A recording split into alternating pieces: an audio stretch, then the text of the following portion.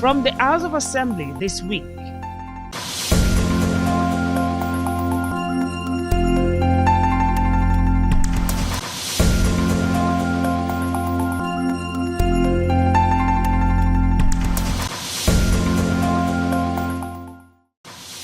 Ogun Assembly seeks exception for first-line respondents from toll fees.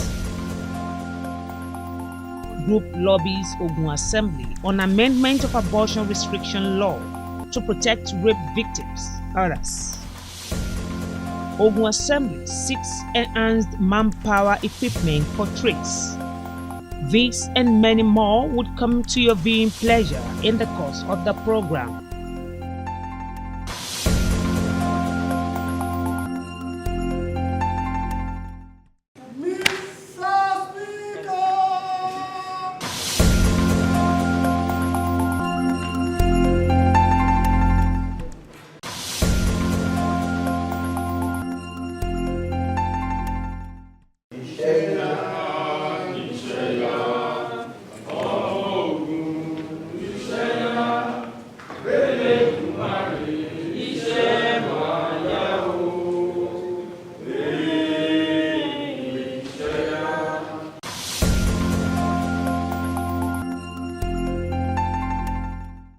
Leading the debate on the motion on the urgent need to exempt teachers and primary health workers within the environment of Magbon, Maka, Idiru, Itamapako, and Odonoko from paying toll on the Ijebu-Ode Majoda Epe Road, the sponsor, member representing Odogbolu State Constituency, who is also the minority leader of the House, Honorable Lukman Adeleye, posited that it is imperative for those essential workers mentioned in the motion should be exempted from paying toll during work hours on Monday to Friday and inclusive of Saturday to Sunday in case of health workers. Motion to exempt teachers and primary health workers working in public schools and health centers around Imagbon, Imaka, Idiru, Itamapako, Odoloko, and environment from paying toll on the Ijebu-Ode Majoda Epe Road during the working hours of 6 a.m.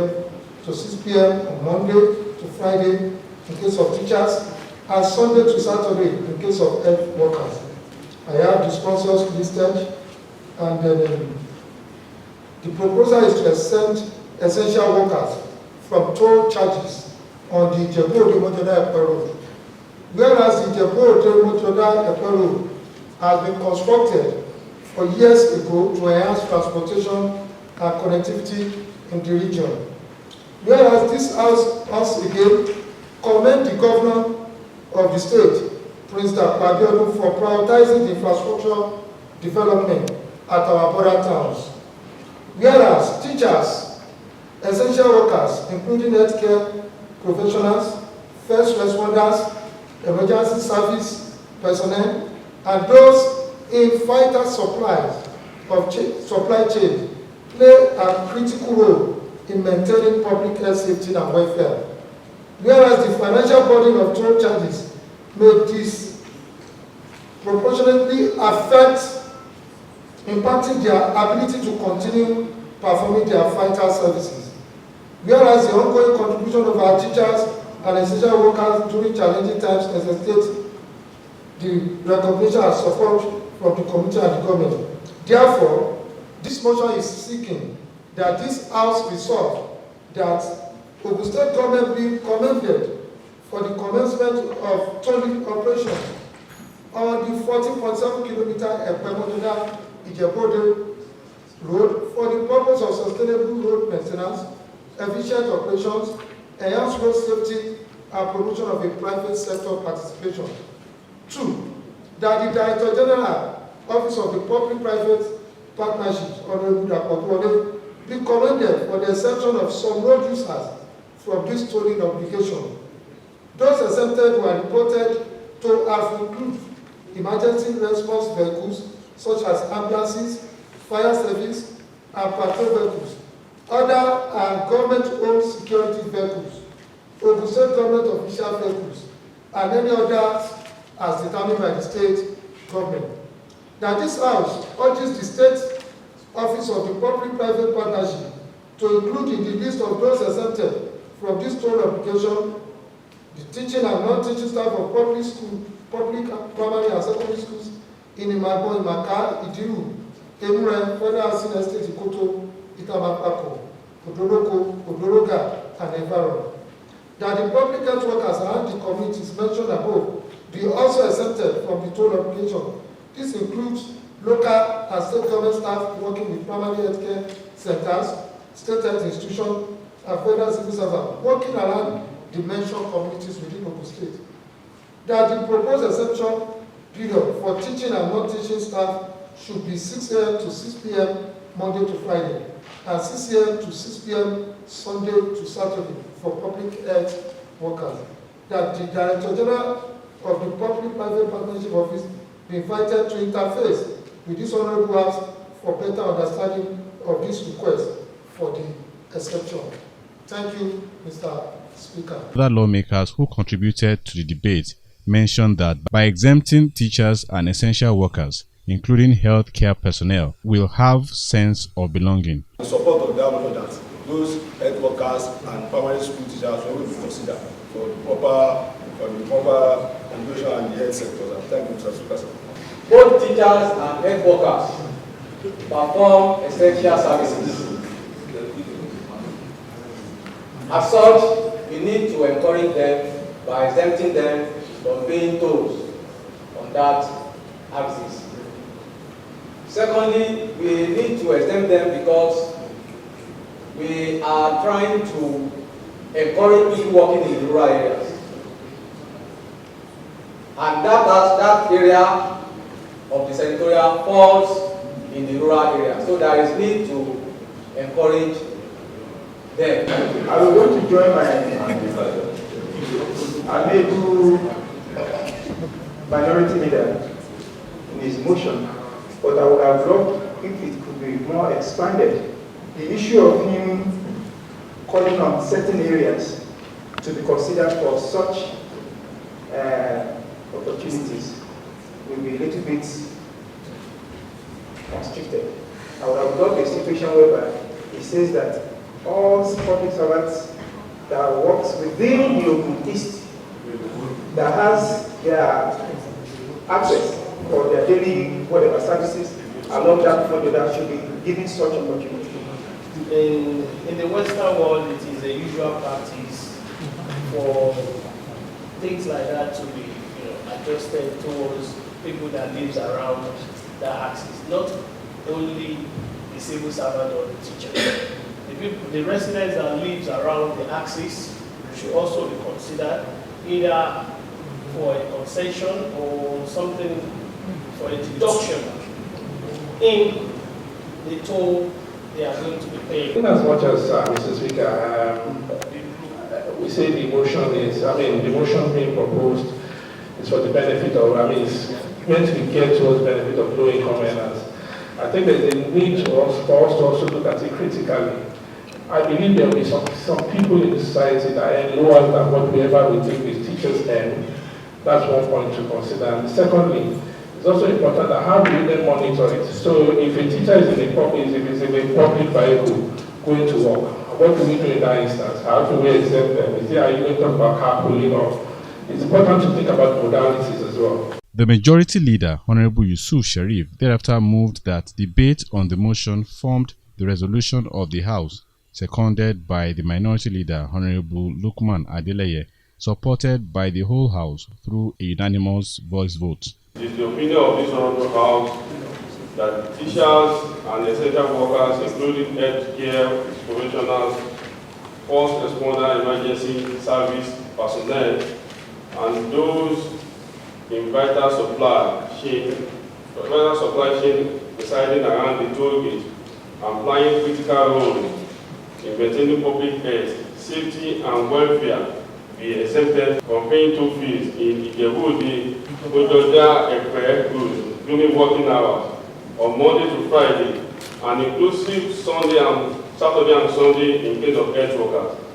As amended, as a resolution of this Honorable House, I so move, Mr. Speaker. Rise to give to second motion as moved by the majority of this House. If you are in support that the motion becomes a resolution on this house, say aye. Aye. If you are against, say nay. The ayes have it, and so orders. Similarly, the Assembly also passed a motion on urgent recruitment of staff and logistic support for the Ogun State Traffic Compliance and Enforcement Agency, TRACE, sponsored by a member representing Abeokuta South 2 State Constituency, Honorable Wasiu Ayodele. Honorable Ayodele, while leading the debate that led to the passage of the motion, said TRACE has been instrumental in increasing compliance with traffic rules and regulation, implementing safer road improvement plan, identifying black spots and recommending appropriate solutions, conducting traffic studies and research, decongesting traffic-prone areas to facilitate commerce, and educating young road users through the TRACE Club and TRACE Student Forum. He added that the current staff strength is inadequate to meet the growing demand of traffic control and enforcement, thereby affecting the efficiency of the agency in carrying out its mandate effectively. These resolutions seek to address the agency's urgent need for manpower and logistic support, including the recruitment additional 1,000 personnel, and provide essential tools to boost TRACE operational capacity and enhance road safety and improve internal generated revenue (IGR). Now, therefore, it is proposed that the state government should consider the recruitment of 1,000 personnel for the TRACE to meet a rising the traffic management demand. And two, the adequate logistics support, including the modern earth moving and recruit vehicle, should be provided to enhance the operational effectiveness of the TRACE. Three, the state government should explore a private partnership for fund, equipment, and training support for the TRACE operation. I so submit, Mr. Speaker. Other lawmakers who supported the motion were of the opinion that lack of adequate logistics support, including operational vehicle, communication gadgets, and modern traffic management tools, has hindered the agency's capacity to function optimally. I want to commend the mover of this motion because it is the right thing at the right time, the right motion at the right time. My contribution to the motion is that I want to implore the state government to accept in the motion that they need more manpower, extra manpower. Also, I would want an operation which is more similar to the one being practiced in Lagos State. You cannot see in any event, anywhere you see two road traffic agencies which are the last one for Lagos State, you must see a police personnel with them. And with that, it increases the compliance, level of compliance and revenue generation in the state. So, in that regard, sir, in my constituency as a case study, if such practice could be done, I want to assure the state that the level of compliance and revenue generation will go very high. We believe that if we have more TRACE personnel, this will help a lot. So I want to urge this House that we should see this motion as a motion that is going to save the citizens of the state and beyond. Honorable colleagues, Honorable Yusuf Sherif Adolu, member representing Adolu Consensus 1. It is the opinion of this honorable House that the state government will consider plans and policy proposed by this honorable House, including recruitment of more personnel for TRACE and procurement of more modern technological equipment to meet the rising traffic management demand across the state. This is our resolution of this honorable House. I so move, Mr. Speaker.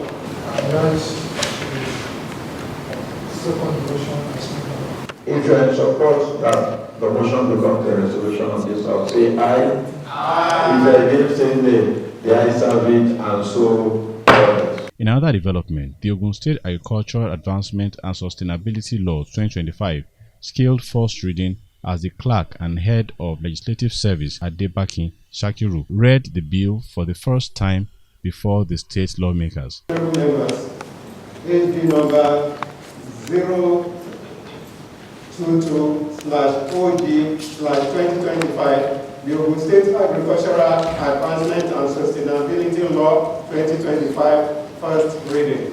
Earlier, the lawmakers had observed a minute's silence in honor of the late first female minister, Chief Mrs. Adenike Ebun Oyagbola, and the mother of the Minister of State for Health, Alhaja Fadilat Anike Salako, following the presentation of a member representing Yewa 2 State Constituency, Honorable Wahab Aruna, and his Yewa North 1 counterpart, Honorable Adegoke Adeyanju, who reported the deaths of the deceased during the plenary while speaking under personal explanation.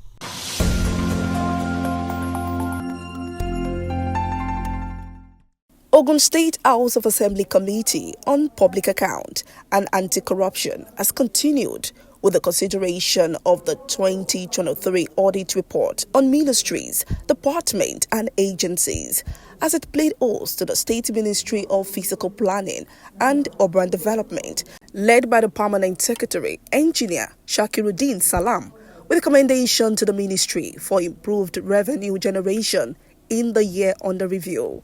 The committee, led by Honorable Damilare Bello, while requesting the Ministry to supply supporting document relating to maintenance services, also extended an invitation to the State Accountant General to appear before the committee for further discussion on value-added tax, VAT.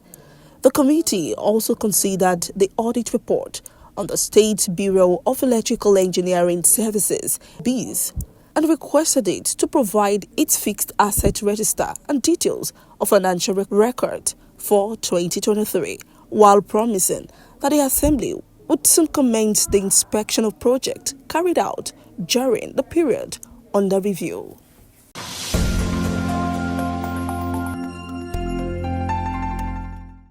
Councillors from various wards in Ado-Odo-Ota Local Government Legislative Council, led by the Leader of the House, Honorable Mutairu Gbadamosi, who are on a courtesy call on the Speaker of Ogun State House of Assembly, Right Honorable Ludaisi Elemide, stressed the need for collaborating with the state lawmakers to bring about progress in their legislative business. Honorable Gbadamosi appreciated the leadership style of the Speaker, noting that the 10th legislature has continued to deliver on the expectations of the common man through lawmaking, oversight, and quasi-judicial functions, which had in turn aided good governance. Improved access to state legislation and strengthening collaboration between state and the local legislative council. The delegation later presented a proposal aimed at improving legislative harmony and efficiency between the state and local government legislative councils, noting that the consideration of the proposal will ensure enhanced legislative activities. The Speaker, Right Honorable Ludaisi Elemide, lauded the councillors' proactive approach to addressing legislative challenges in the cosmopolitan local government area like Ado-Odo-Ota, promising to provide necessary support to improve relationships between the State Assembly and local government legislators across the state. But thank you for your foresight. Thank you for your foresight. That at least you observed it and you are working on it. It shows you are working. It shows you are working. Motive, and we work definitely on it. On collaboration, we were there yesterday. They even said maybe we organize training for councillors. He noted that public officials who found themselves in the legislature must be well equipped with vast understanding of the trends, practices, and dynamics of the legislature, emphasizing the importance of unity and collaboration in government institutions for a more vibrant democracy.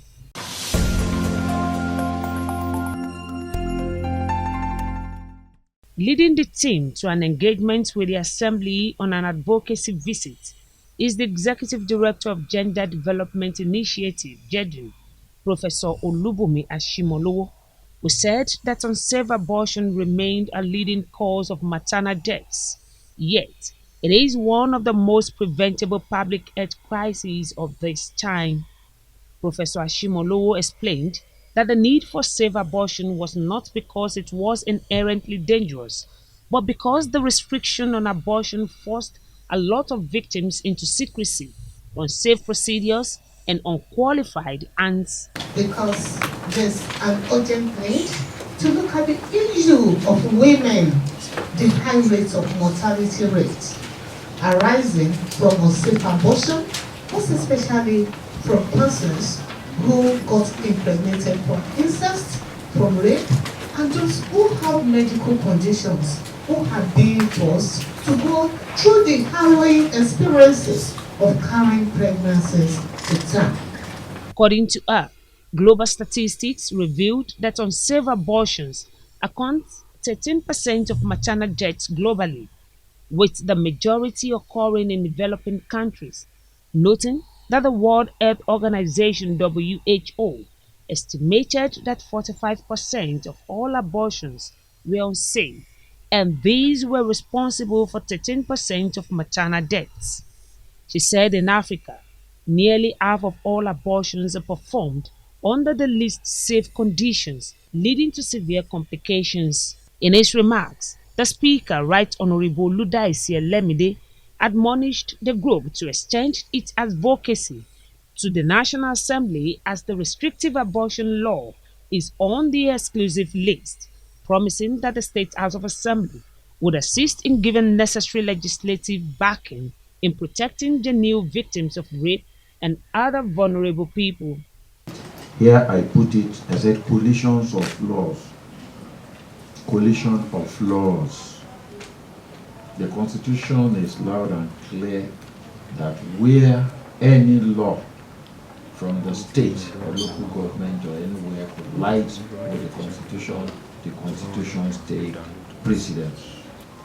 It's not going to start here. We will do our best here, but to have 100% working and to be workable, it will have to start or to involve what we have at the federal. Earlier in his remarks, the minority leader, Honorable Lukman Adeleye, noted that all the relevant sections of the Criminal Code and Penal Code being operated in the country would require amendments to cater for the group's interest. Also on a courtesy visit to the Speaker, a Spinal Cord Injury Association of Nigeria, led by its national chairman, Alhaji Abdul Wahab Mateku, and the state chairman, Ayodele Awobono, who came to solicit for the implementation of disability law in Ogun State, while members of Nigeria Cancer Society, led by its General Secretary, Dr. Bolaji Salako, also came to seek for the Assembly collaboration.